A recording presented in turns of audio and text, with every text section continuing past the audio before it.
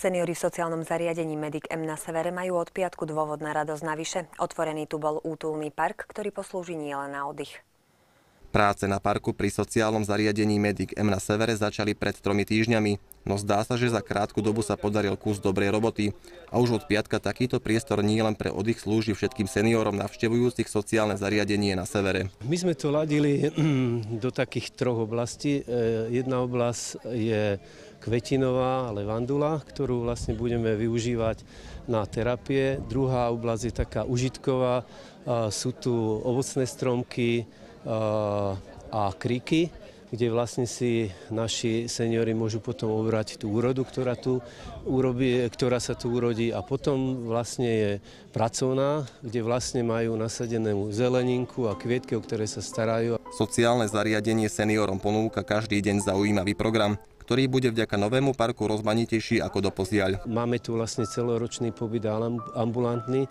Keď z toho ambulantného zoberú tých celoročných najmä na vozíkoch a prejdú sa po tomto parčiku, sú takí nadšení, radi, plne ožívajú vlastne tu a je to veľmi nádherné. A práve chuť a radosť do života je to, čo prináša tento park, ktorý síce nedosahuje rozmerov mestského parku, ale útulnosťou ho istotne prevýši. Večer, keď si tu naše seniorky sadnú a začnú spievať a majú v tých očiach takú radosť a chuť do života. To je dôležité pre nás. Pekne je to, pekne, dobre sa tu cítime. Páči, pravda, že páči. Sme prekvapení, ako to pekne porobili.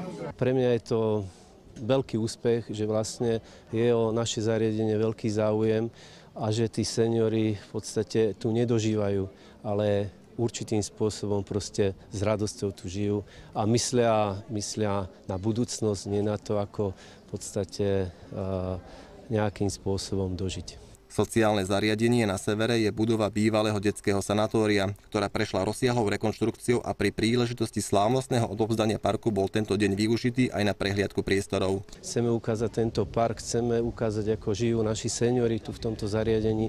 Dokonca sa nám podarilo pozvať aj bývalých zamestnancov detského sanatória, aby si pozreli vlastne a nostalgicky zaspomínali, keď robili vlastne tu oni, ako to zariadenie vypadalo, ako vypadá teraz. Výstavba samotného parku bola financovaná zo súkromných zdrojov riaditeľa zariadenia a sčasti aj z príspevku mesta Martin. Park tak od piatku oficiálne slúži svojmu účelu.